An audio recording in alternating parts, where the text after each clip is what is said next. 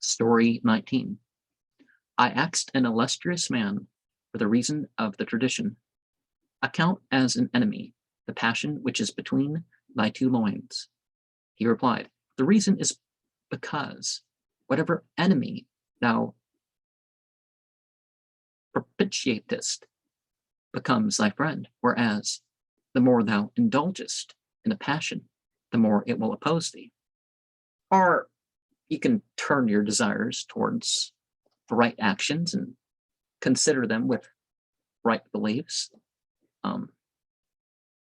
Man attains angelic nature by eating sparingly, but if he be voracious like beasts, he falls like a stone. He whose wishes thou fulfillest will obey thy command, contrary to passions, which will command when obeyed.